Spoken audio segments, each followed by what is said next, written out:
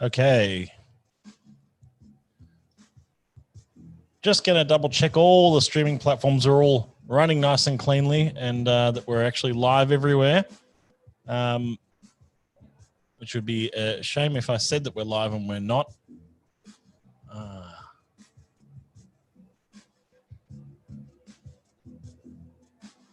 Okay. Just make sure that's all coming up nice and clean that up.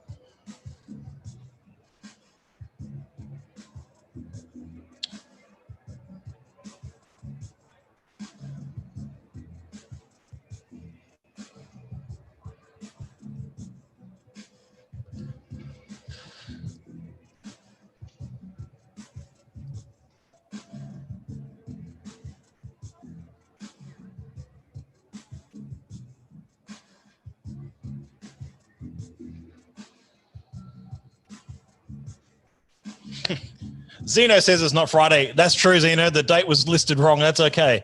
It's all fixed up now. Ladies and gentlemen, welcome to SMWS Live with SMWS, I should say. My name is Matt Bailey. I'm the National Ambassador for the Scotch Malt Whisky Society here in Australia. I really appreciate you tuning in. It's another live stream. It's another night, and I've got a really special guest joining me tonight. David Cornu, thank you so much for joining us.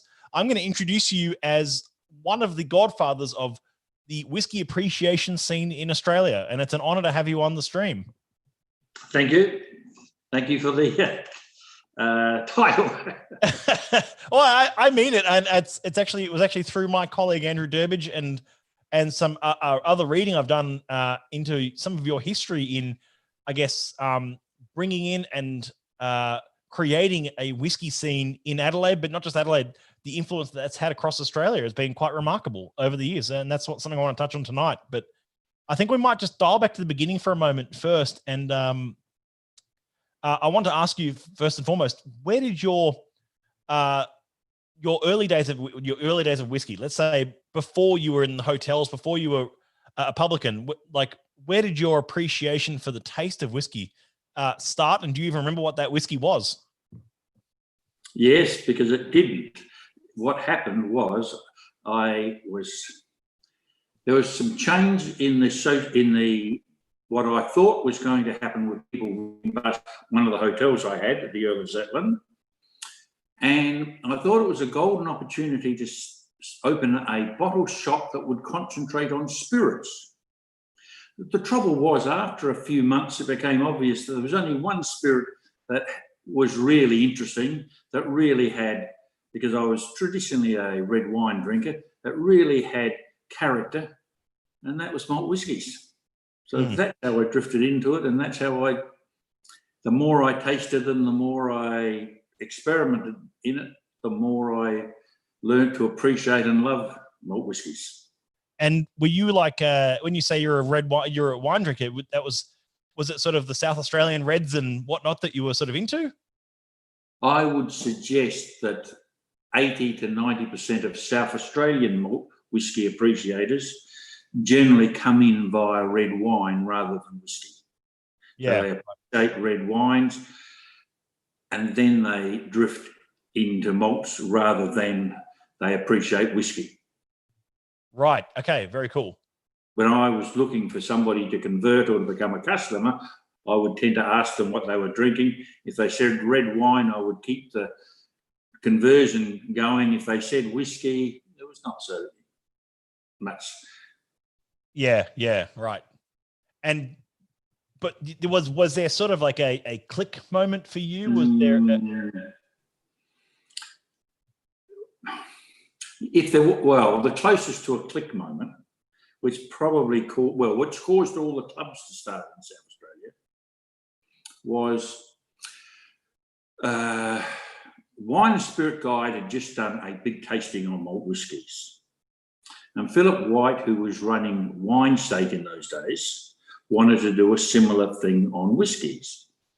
And I was the only person around in those days that had nearly 20 different whiskies that you could put together in Adelaide. So I think we ended up getting 22 whiskies together, malt whiskies together for this tasting. And what year are we talking about here? What year is this?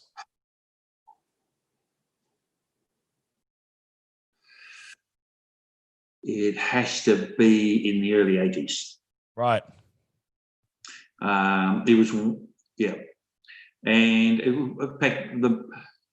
was about when, if there was a pre-godfather of malt whiskies, it would have been Robin Spray from Spade Traders. Yep. Who was sort of the only person really advertising malt whiskies as malt whiskies, as distinct from being premium whiskies, which was Glenfiddich's push.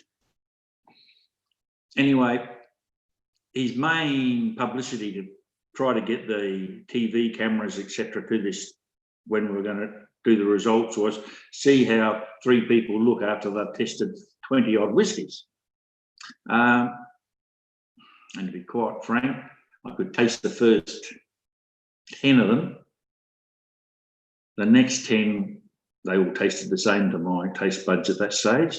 And the last one tasted different. And the last sample of one they had, which wasn't in the official tasting, I just fell madly in love with and asked, how the hell do I get some of this? Right, right. I was told at the time that the Gillies Club was going to do a second bottling of this, but it would only be available to Gillies Club members. So the question was, how do I become a member of the Gillies Club? Because at the tasting was Brian Morrison from Beaumont. Yep. Our friend from Wollongong. Yep, Norman Case. And yeah, and that was myself. So the 3 of us. Oh, sorry, and Paul and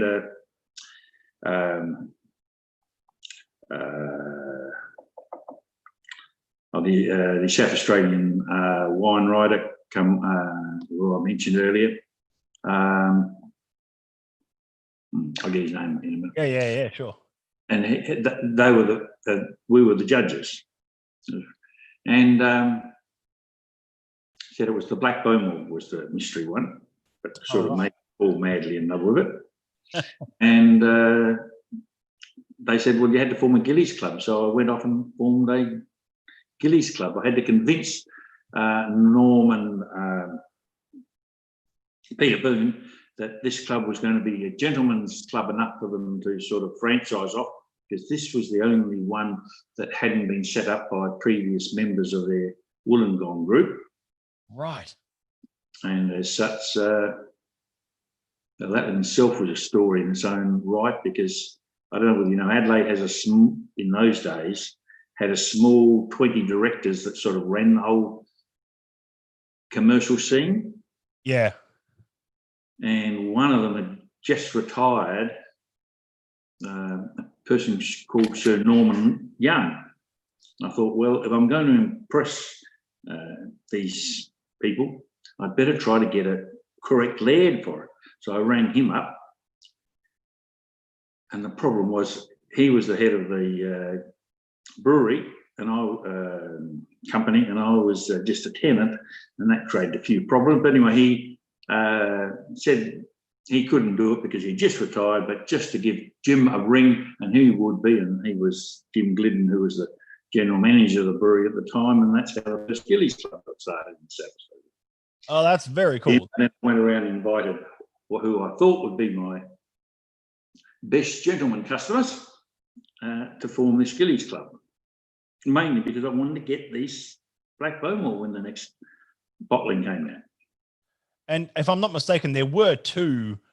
There were 2 in that series, weren't there? Gold and silver. Yep. And one was a 17-year-old and one was a 21-year-old. Now, I think the 21-year-old was the one I've tasted. I think in my subjective opinion, that's the best one. Yeah. I was very lucky to taste it, courtesy of Mr. Laird himself, Bruce Ferrier, a couple of years ago, which was fantastic. Yes. So let's dial over to sort of Earl of Zetland. So yes. it's a bit of a mystery to many people, I think, because it was shut down in the mid-90s, somewhere around there. Yes. And if you want to be exact, Christmas 95. Christmas 95. There you go. And it was just the day, the week of the last commercial day before Christmas. And you were running the Earl of Zetland. For those playing along at home, it was a hotel in Adelaide. Yes. That was founded in 1869 and ran until Christmas 95. And Yes. you were running it from what year? So I ran it for just over 20 years. Right. 71, 72. Right. Okay. Yeah. And it at one point in its history under your ownership, it was known as the whiskey bar of Adelaide, if not the whiskey bar of Australia. We claimed at the time, because we searched world records at that time, so you've got to go to that era, not today's era. But we had at one stage we had 300 bottles opened by the nip. Andrew mentioned that to me when I was talking to him, and I wanted to ask you, how is it that what year are we talking about here that there were 300 bottles? I mean, even ballpark. 80s. It would have been just the early 80s. So if you think about by today's standards, a whiskey bar with 300 bottles on the back bar of malt whiskey, is hugely impressive even by today's standards, by 2020 standards.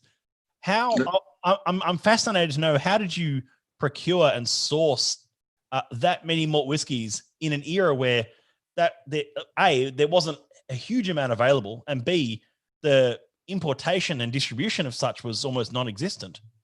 Well, you'd have to often get the company to ask them if they'd bring in, when they were bringing in their other stock, just a small lot for yourself, which they often did. Right. Okay. So if they're bringing in their other wines. At that stage, Norm Case was coming onto the scene, starting his wholesale business. Yep. So he would bring in lots, and you'd obviously take some of those at the time. But I mean, even still, 300 is an insane amount of whiskies for mid 80s. But the real problem with the 300, which I didn't realise till some years afterwards, is that whiskey in its premium form does go off once you open the bottle. Right. Because you lose some of the parts per million, which makes a fantastic whiskey goes from being fantastic to being just good. It doesn't become bad. It just goes from being one of those great, fantastic experiences to being just all right experience, because you've lost the 1,000,000 to 1 characteristics that make it that extra little bit. Yeah, right. And you found that out obviously years later, but or several years later. Yes, it tastes as if somebody's just got the bottle and just dropped a bit of water in it. In fact, that's what you suspected somebody might have done. I wonder if somebody's pinched a nip out and put a little bit of a nip back in water, just to, so no one would notice.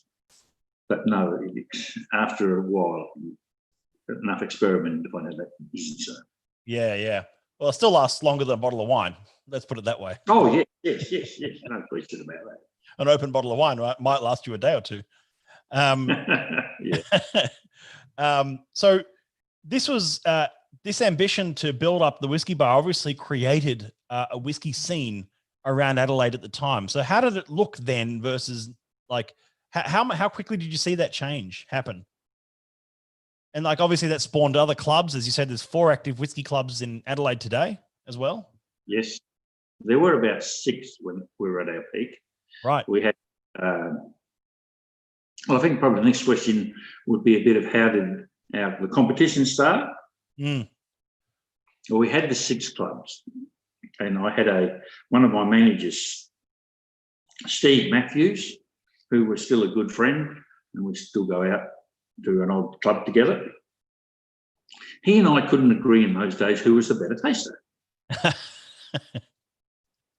So we said, look, we'll have a competition.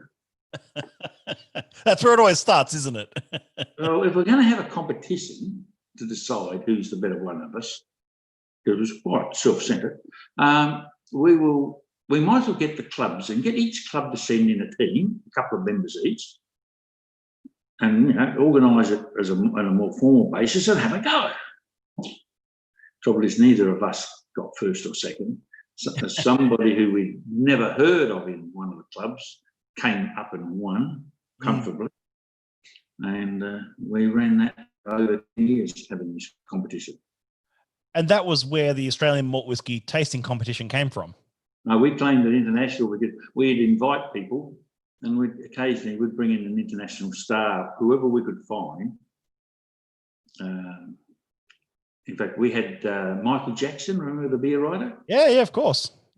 He was one of, I think the poor guy almost chickened out on the plane because we invited him to come over to the tasting, and then suddenly halfway on the plane, I think he realised that this might not be that good for his reputation to actually not win. Yeah. To be fair to him, it's very difficult to win the competition, which you're running now, without doing a bit of blind tasting beforehand, coming in. But said it was an interesting experience. Yeah. One of our better guest tasters when one of our international ones fell out was Harold from Neighbours. Oh, right. So we had him one tasting, and of course he said at we used to have a dinner to maximise publicity the night beforehand, where all the guests, all the tasters were invited, and other guests, media were invited to sort of make them aware of the event, etc. Yep. So Harold said, what I'm going to tell everyone, because everyone remembers who won and came second, but I came third. So we gave him an honorary third that year, and quite interesting. Sometime later, I remember reading in some magazine how he got third in the competition, which of course was an honorary position. Yeah. That's okay though. So we're talking about it. It's about 30 years of Whisky Champs. If it would have happened this year, it would have been around the 30th anniversary of the Whisky Champs. Yes. And that's obviously it's morphed and changed over the years, and it's changed. Well, the big change was when you started to give. Well, we used to have 12 names, 12 whiskies, and people started to get the 12 12s.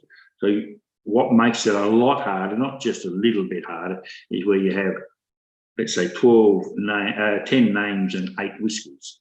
Mm. Those wild cards really make it a lot harder.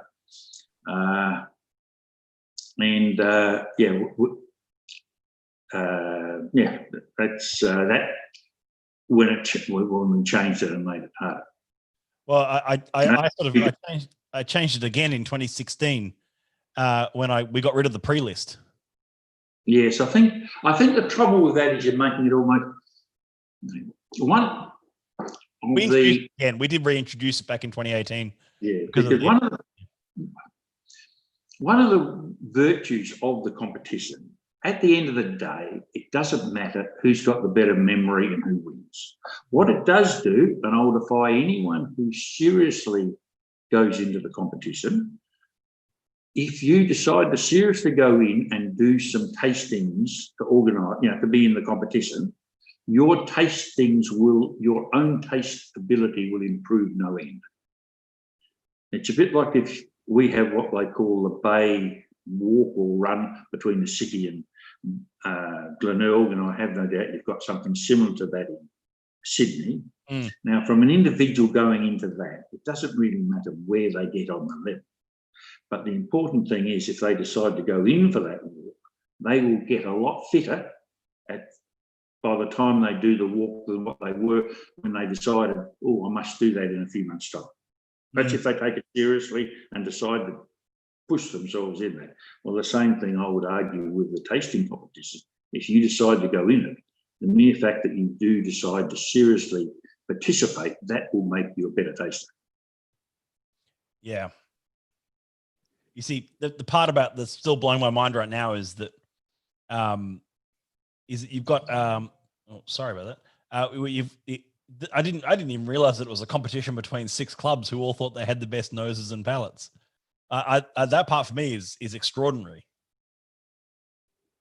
Was there one club that sort of came out on top most years, or? You get certain people who come out on top. I mean, the first person I'll keep nameless because he ended up becoming a Buddhist monk and non-drinker. He won for 3 years in a row, or he was joint winner. Yeah. No, I know exactly who you mean. Yep. But and congratulations to him. And as I said, he did it largely by the nose. And I remember in those days, McCallum's were the sponsor. Oh, it's a pity this guy doesn't drink, which wasn't quite true. But what I didn't seem to understand was the big thing about wine is, wine is not that thing that people drink in casks and has a lot of social problems. It is those sophisticated bottles which are pieces of art that people drink. Yeah. In that same way, if you can enjoy whiskey by just nosing, you don't even have to drink it, but you can just enjoy it. I thought that was great for the image of whiskey. Yeah. I know it might be poor for the sales, but really, I don't think the sales is your problem, or your image of all alcoholic products. Yeah, sure. And you can appreciate it by just the nose without having to drink it. And that's what he was actually selling and winning. It's funny you say that, because I'm one of those people that there's a lot of whiskeys that are presented in front of me that I believe are like 80% nose, if not more. And you pick up the glass, you smell it, and you're like, I could just nose that. And that's a phrase I've said before. You could nose that whiskey all night. Well, surely from an industry point of view, this was even back in the 80s, that was the side of things you should be emphasising. It wasn't really going to stop people drinking it. No. Okay, so just going back to Earl for a moment, that's had you had a history in being a publican and running a hotel? Well, I've been working in the hotel industry since I was 19. Yeah, right. Okay. That was 21-year-old drinking ages. Yeah. I'm the only person I know of in South Australia who managed to get a job as a bar improver, which was the equivalent of a bar apprentice. Right. Which could be under 21 and working in a bar. Oh, right. You wouldn't get away with that today. No, you wouldn't get it. Because the equivalent would have to be under 18. Yeah, exactly. Yeah. So going back in that era of Earl, I mean, it was obviously that the whiskey scene changed in Adelaide. It changed for the better. The appreciation, as you said, even just nosing great whiskies changed. Have you seen that flow on specifically to Adelaide in the last 3 decades, or? I think Adelaide, because we tended to drink more wine in Adelaide than the other states, I think that's why we had a higher percentage. That's why on a per population basis took off more. Yep. To do with the wine side of it. Because it is very much, I believe that if you like blends and that's your thing, whatever you find out to be your perfect blend, if you became a billionaire, you'd want a semi-trailer load full of that. Yeah. Where if you became a billionaire, I don't think you'd want a semi-trailer load full of any one particular malt whiskey. There's a series of malt whiskies you'd want to drink. There's different times, different moods, you'd want to try different malt whiskies. I mean, mood is a huge point in what you've just touched on there, because I'm one of those people that truly believes what whiskey you're in the mood for is like what you're enjoying is entirely depending on mood as well. Like that hidden flavor element of what you might get out of a whiskey.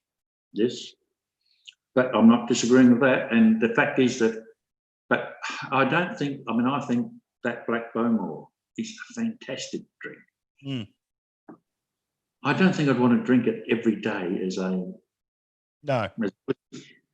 because it's one of those things that as a drop sometimes is fantastic.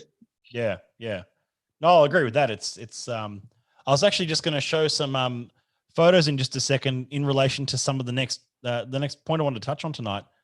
Now, as per Andrew Durbage's article on Whiskey and Wisdom, which he references you, and he says that you started what was arguably the first independent bottling brand in Australia. I'm not going to agree with that. I'm not going to agree with him on that one. Okay, well, okay. He's referring to Laird's Club. Oh, yes. No, interesting, yes. I suppose it was commercially because the Gillies Club had done private bottlings and was the first people in Which is Australia. That's a private club though, and so yeah. Yes, so okay, you may be right there. Yeah, I could pay that argument. Yeah. It was hard to get good stock of that to bottle under that label. Which I want to touch on in asking you that. I mean, I know that there was 2 Macallans, 1 Longmorn, and 1 Bemore. Am I missing any? I think you're right. I think you've got them all. Right. And how did you go about even like procuring that, and what was the inspiration even behind creating those bottlings? What was you obviously saw a need to create those?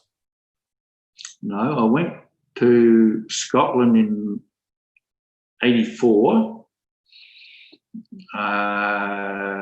In those days, we had a close relationship with Brian Morrison, who, as well as owning his 3 distilleries, the company was originally a whiskey broking company, and they were whiskey brokers. Right. So I asked him to organise the buying of some whiskey. So I organised to buy those 2 small barrels of Macallums, the Longmorn, and some Glenfarclas. Right. I then, many years later, saw Gordon MacPhail about organising a bottling, and they had a small amount of that Bowmore one I bottled. Well, actually, it was bottled and I labelled because it was a spare bottling that they had. Right. Which is relabelled. Of the Bemore? Yes. I can't claim that I actually bottled that as such. Okay. But yeah, that's just something that doesn't, you wouldn't happen in 2020 where a brand has surplus stocks of aged Bemore sitting around. No. And that's something that's drastically changed for sure. I'm just going to share my screen for everyone to see just for a moment. I want to give some context into what we've been talking about here for everyone at home. There's a very early photograph of Earl of Zetland. That one's taken late 1800s, but I love the photo. It's an old photo. I think it was 1890 that photo was taken. And then slightly more modern, and that's 1964. But I really couldn't find many more modern photos than that. But I just want to give people at home some context as to what we've been talking about here with the Earl of Zetland in Adelaide and some of his photography history here. And then I'll show you, we've had some of the bottlings we're talking about, the Laird Club Longmorn. There it is, the 33-year-old. And there's the one you said was, labelled, that's Gordon MacPhail. Yes. And Laird's Club for bottled by Gordon MacPhail in 1985. One of 59 bottles available. A very small outturn indeed. Yes. Of a nice 20-year-old Bemore there. I can't imagine, with the exception of maybe your own stash, there'd be too many of those kicking around. Unfortunately, I have none of that. Okay. No. And then some of the Cornu, the Macallan, 1975, 25-year-old, so bottled 2000, and that's the second edition. That one. Were they both distilled in the same year? Those two? Yes. I know they're two. They were 2 small barrels, right? And they come out exactly. You cannot physically tell the difference in them when they're not labelled. Right. But one has a stronger oak behind it. The other, the sherry, more dominates it because the oak is the strong behind it. Right. Okay, lovely. And so that was, and they were bottled for essentially what was your club, the Laird Club. Yeah. Well, yep. Yes, that was just our commercial arm. Yeah. If you're a good customer for malt whiskies, we would make you a member of our Laird clubs so we could keep in communications with you, send out names and send out what our promotion material, etc. to. And just to make it really hurt, you remember what the original price on some of those bottlings were? No, not easily. No. No, okay. A lot less than what you would get from now. Yeah, for sure. So that was that. The club was there, and it was a commercial arm of that. The Earl of Zetland marketing, because the collection went from the Earl of Zetland to the Rob Roy. Yep. And the bottle sales went to the Jeff's Cross Hotel when we had that. Right. And then they all moved back to the Earl of Zetland at the end. So there was a movement back and forth with the Earl of Zetland. Right. And then on both Rob Roy for the tastings and for the bottles selling over the counter. And we still do some tastings at the Rob Roy with the SMWS. Yeah. I noticed that. So I'm before I press on, I'm just going to take a couple of questions, but actually I'll just ask you that one last big question I want to ask tonight. So you were quite as we've established in our call, you were quite established in setting up the whiskey scene of not just Adelaide but of Australia. As I said, I would call you definitely one of the early godfathers of whiskey appreciation, of Scotch whiskey appreciation. And as a publican, and your what does the current whiskey scene around the world now, and even just in Scotch whiskey, what would you say it compares to then, and where do you think it's going in the future?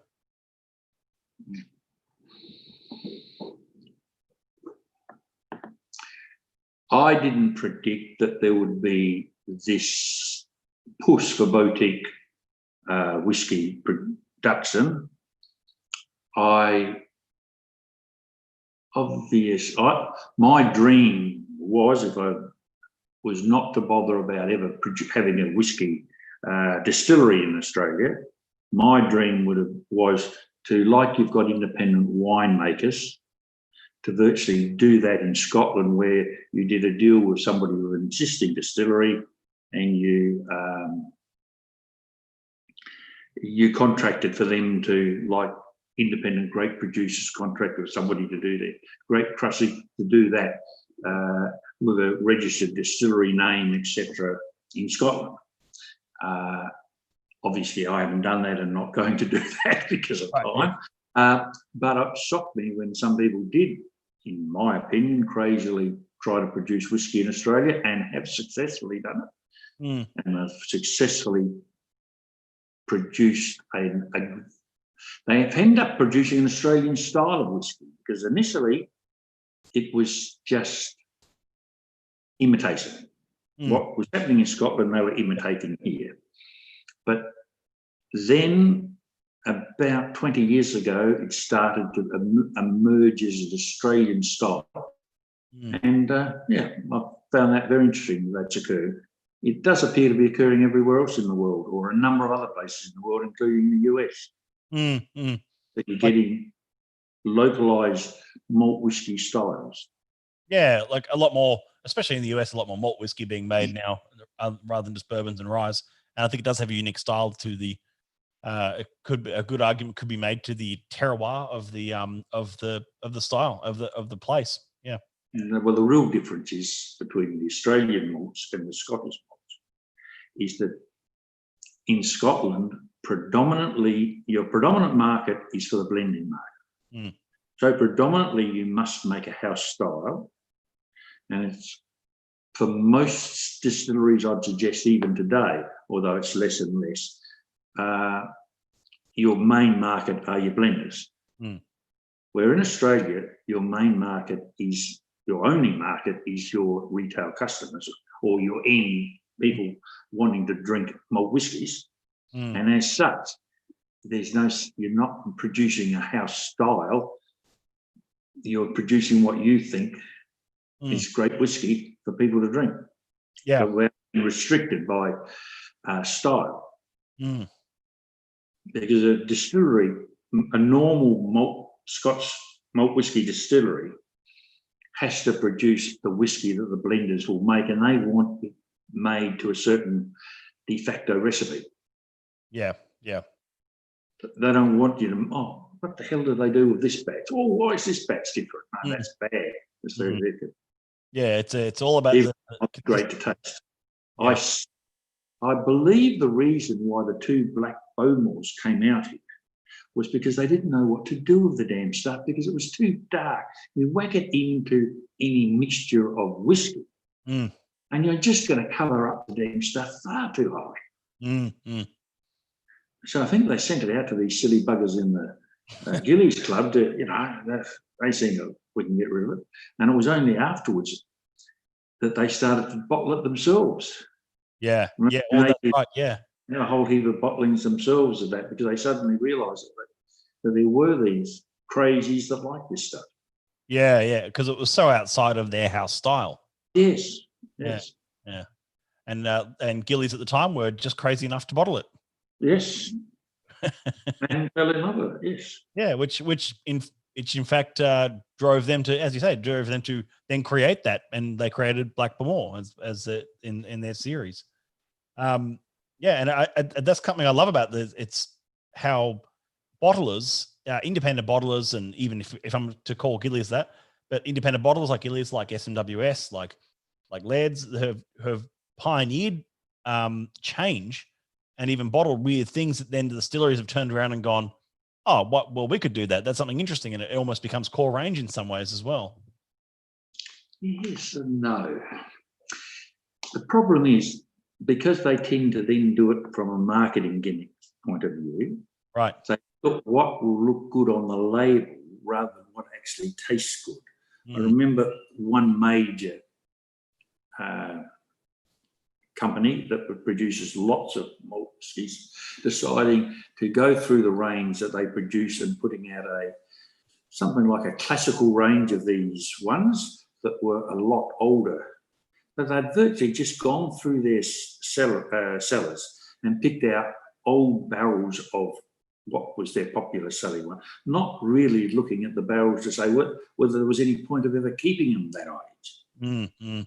And whereupon a few of them were great, fantastic. Most of them probably didn't deserve those adjectives. Right. So they weren't bad. They weren't dreadful or anything. They were 29 years old instead of 12, but they probably should have been drunk at 12. I think that gives away a big clue as to which one you're talking about. 29. Okay. We'll just take some questions before calling it a night. One from Alex. He asks, what are David's favourite whiskies for today's standard bottlings, and how does that compare to the whiskey of yesteryear, of say 30 years ago? Is there sort of a standard sort of whiskey or a distillery? I understand what you're saying. I'm trying to... Because some of them, a couple of them like Lagavulin were fantastic. Then I think primarily because of their blending market, they decided they could sell more if they dropped the peat content a little bit in them.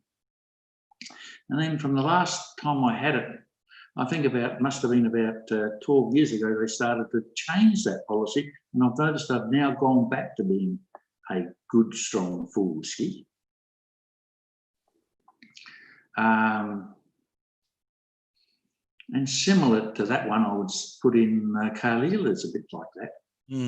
That jumps around, but the current one there is great. So I have a slight preference to Islay malt. So my 2 favourites at the moment that are commercially available would be those 2.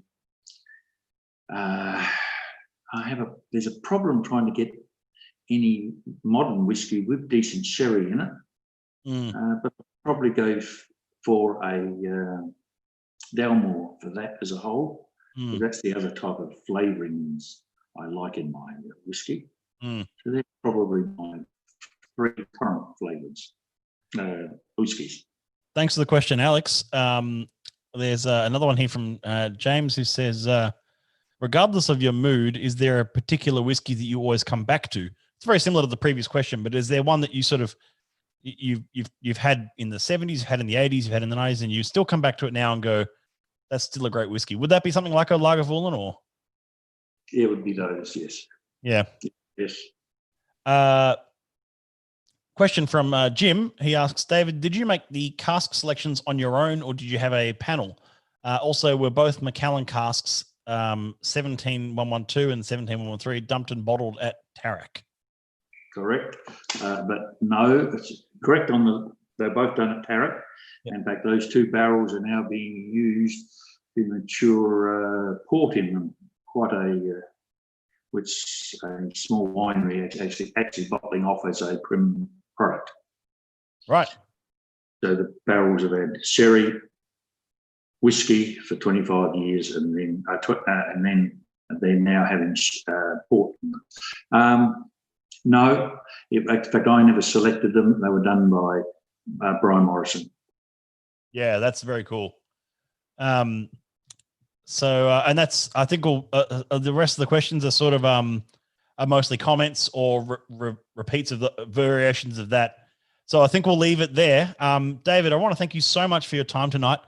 Catching up with us, telling us some of the history of Earl of Zetland, of Laird's Club, of your you building an appreciation scene for whiskey in Australia. And I want to thank you from myself and all the members who watch along for being a part of it.